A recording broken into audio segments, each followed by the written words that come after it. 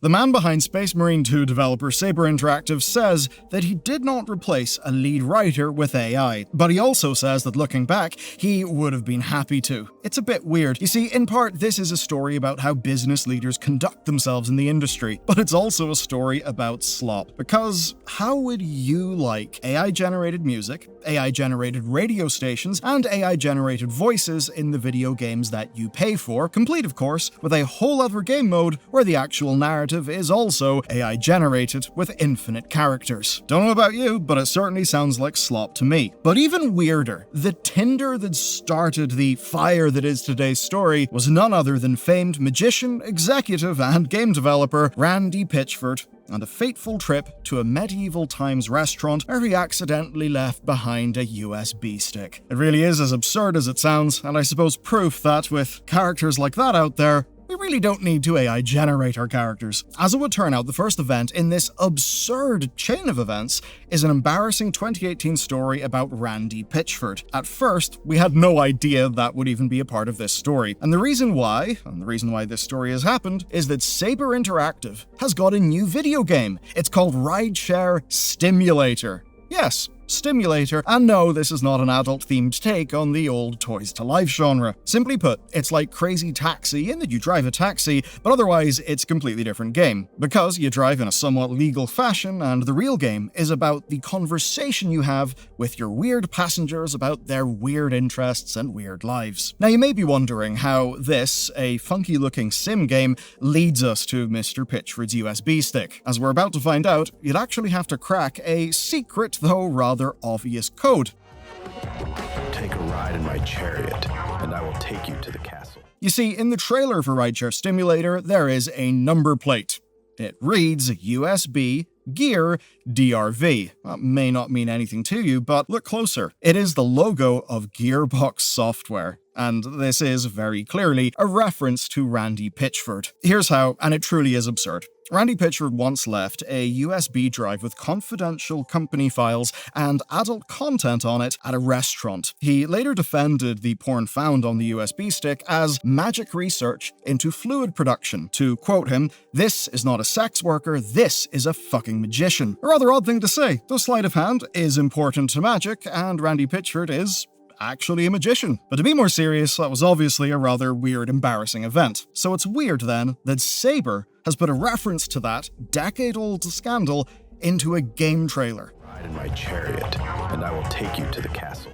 As it actually turns out, GameFile asked Saber CEO Matt Karch, and Matt actually said that it was direct payback for Randy mocking Embracer in Borderlands 4. Saying, quote, "Without Embracer, Randy is performing magic tricks at birthday parties for a living." You see, Embracer Group previously owned both Saber and Gearbox, though that was before the $2 billion deal from the Saudis collapsed, leading to Embracer having financial difficulties and the eventual sale of Gearbox to Take-Two Interactive and Karch buying back Saber, a company he co-founded. So clearly then, there is bad blood between these men, and from Karch, it seems like a case of betrayed loyalty. And if it were only that, there would be no video, really. It would just be two executives being a little petty. But that's not really the story, because the sheer goofiness here led to headlines. Headlines that a former writer on the project would see. 20-year industry veteran Stella Sacco woke up to a bit of a surprise. The game that she had worked on but had been taken off of and fired nearly 3 years ago had finally been revealed. At the time of her dismissal, she said that she was replaced by ChatGPT. And of course, seeing the trailer, well, people started to connect the dots. She and the internet suspected that the passenger voices were also AI, in addition to, of course, dialogue stuff. But even more suspicious was that at the time, Rideshare Stimulator had no Steam disclosure. So clearly something odd was going on. Now, to be clear, her posts do not read as vitriolic, and she even leaves wiggle room that perhaps the AI direction had changed since her dismissal. Of course, if you take a look at the game's Steam page today, you'll see that it does have a disclosure. We'll get to how that was added, but sticking with the timeline, audiences were rather disappointed when the trailer of this game came out. In a few ways, it looked like Slop, and it just did not feel right. And then you have a former writer on that game saying, "I was replaced by ChatGPT." Well, there's obviously a story there, a story that PC Gamer noticed. So PC Gamer asked Saber about it, and the first thing they did was deny that AI replaced writers. They say the story was written by real people, and the company has actually tripled their writer count since 2023. But they did admit there is AI in the game, in the form of an experimental free ride mode that would have infinite characters. So hey, if a never-ending slop trough is what you want, good news. It's now in the market, and you'll soon be able to buy it. But even that isn't the core of the video. Yeah, there's slop everywhere, yeah, the market will decide, though it is a little odd to see from, well, the Space Marine 2 people. And that could have been the end of it. A writer makes a claim, Saber denies some of the details, confirms others. Everyone then would be free to move on until launch, when audiences can buy or not buy the game, and we can find out if it's really something that people want or don't want. That would have been easy. The story should have really ended there, but it didn't. And the reason why appears to be some odd personal beefing. So let me explain. In the years following her dismissal, Sacco retold parts of the story, and as time went on, a few more details came out. Things like claiming that the call to dismiss her came from someone at Saber's C-suite. She actually alleges that the executive reckoned, quote, "gamers love new tech, so using AI in the game would be, quote, great marketing." But even then, she hadn't named who that person was. So the question is, what drove her to naming Karch? And as it turns out, it's the Pitchford feud. It obviously struck a chord. She named him as the executive in question, saying that he was acting in spite of protests from studio leaders who thought that humans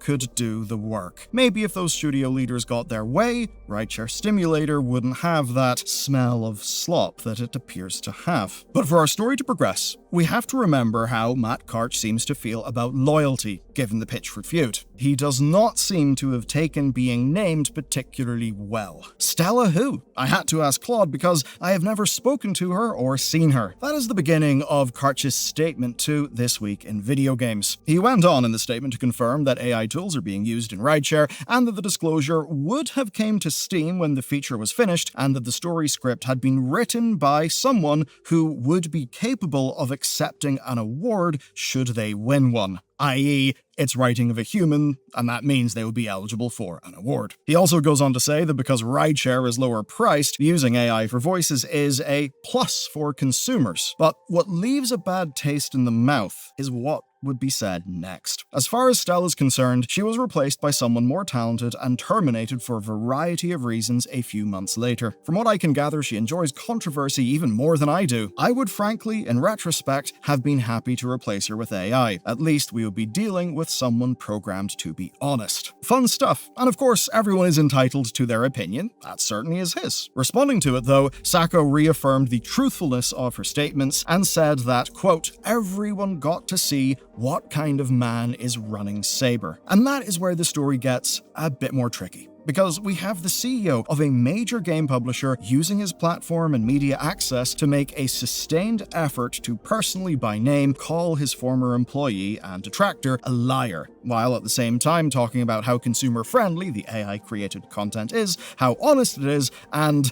that fun little reframing about the winning an award for writing. Now, of course, who this was likely the most fun for was the comms people at his own company, who had to try and clean up some of the mess. You see, much of that was after his company had already given a statement to the press. And as I said earlier, it could have ended with Saber's official response. That could have been it, but it was not it. More mud would be slung, like saying that Claude could write better. And look, everyone's entitled to their opinion, but where things change and where we have to apply more scrutiny is in the power imbalance, and when the power is so asymmetric, singling individual people out. And I don't mean that purely for Sacco's good. You see, keeping it professional within your profession protects you, but it also protects your team. If you're a CEO and the media is able to milk you like a message board milks a lol cow, then it's probably just time to put the phone down before things spiral out of control and you make things harder for everyone involved, including your own colleagues, and of course,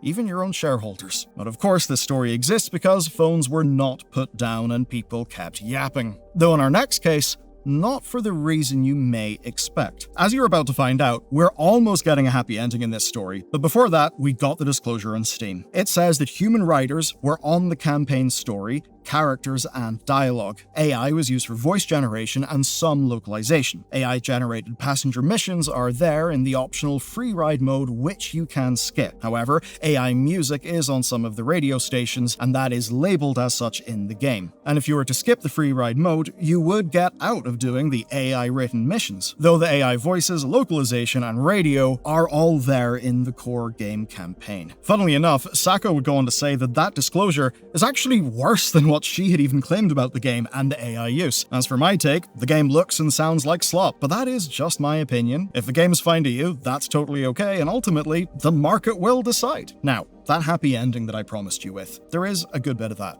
and it's in the form of an apology. By Sacco's own account, Matt apologized without reservation for the way he had spoken about her. She accepted it, said that it changed nothing about her position on AI, and asked for the story to end there. Now, as I said earlier, we almost got a happy ending. And between those two individuals, hopefully it is that. But of course, it is not the end. And that's because we have not yet visited LinkedIn, the greatest place on earth. So, LinkedIn then. Matt takes to LinkedIn to have a bit of a chat. We get this big, mostly quite sensible post from Karch, actually. He concludes that he should have said nothing and left it to his comm team, and writes that people should, quote, resolve issues human to human, which is exactly what he just did with Sacco. And absolutely is the good thing to do, especially from a position of having already dug oneself in so deep. But then comes paragraph 4, and this one was a bit odd. You see, it mentions a 26-minute video about him made by, and I quote, a failed writer. Karch doesn't name him, but it's Chet Falchek, founder of Stray Bombay, who previously wrote Left 4 Dead and worked on Portal and Half-Life. Karch later softened that to saying, a well-known writer of some classic games after the comments called him out. Given the contents of Karch's message and the lessons learned, I thought it would be worth working out what he was reacting to there, and why it quite quickly went to a petty remark. At the end of the day, dude's worked on some absolutely amazing projects, and no doubt has done some sharp, incisive quality writing. Falchek's video is actually sharp. He breaks down Saber's statement and drafts a way better version than Karch did, but then it derails, demeaning Karch as he believed Karch demeaned Sacco. He says that Karch owes apologies to the woman in his life, and then tells viewers to check if Karch has, quote, an innie, and to publicly mock his groin at industry events, saying that he is fair game. Obviously, mockery is mockery and not a fully serious command, but it does rub off a bit weird. It's an industry influencer directing strangers, his audience, in the same industry to sexually harass a named peer at an industry event. And the sad thing about it is it undermines the sharp critique of Karch's actions. If a CEO was to say that about an ex-employee, they would be skewered, at least in public opinion, and in my view, rightly so. Falchek argues that lacking Karch's power lets him and his audience react differently, and that Karch is ultimately fair game. Now, there is some truth to that in my view. Power imbalance does justify actions being judged, being investigated more gently or more harshly. That applies to everyone with power or a platform, absolutely myself included. But the act is still the act. Twisting scrutiny of the powerful into a personal pass to indulge in crude harassment is purely self-serving, and as I said, undermines the good points he was trying to make. To be honest, the whole thing is just a mess. Apparently, Karch was being mocking and demeaning about Sacco in a DM to Falchek, but we have not seen that DM. And if what Chet claimed was true, then we probably shouldn't see that DM because it would be personal information about that person. Can't say either way because we haven't seen it. What I think we can see, though, is people acting within an industry in a way that is not good for that industry, for people who work in that industry, and of course also for players in that industry. How do we see this last chapter in the story? Well, I think it all did start with a bit of a self-serving act. You know, the classic LinkedIn post about an amazing lesson learned. And look, it is a good lesson, and his message is a good one. He said, as a CEO, you aren't afforded the luxury of responding in kind, even when you feel wronged.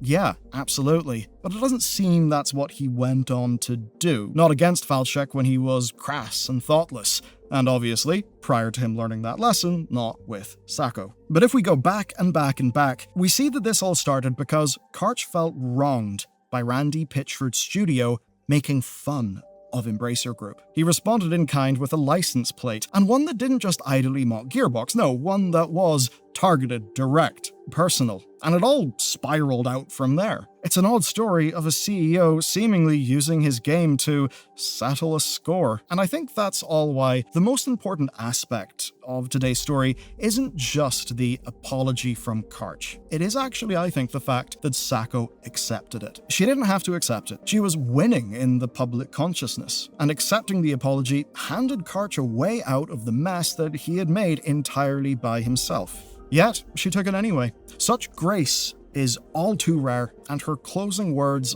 I think, are sharper than mine ever could be. Apologies are simply in too short a supply these days to spurn one when it is offered. God willing, this is the last statement I'll need to make about this. I hope it is, and perhaps that grace is the thing we should remember from this story, especially as we enter an ever more polarized world. That's it from me. I'll see you in the next video.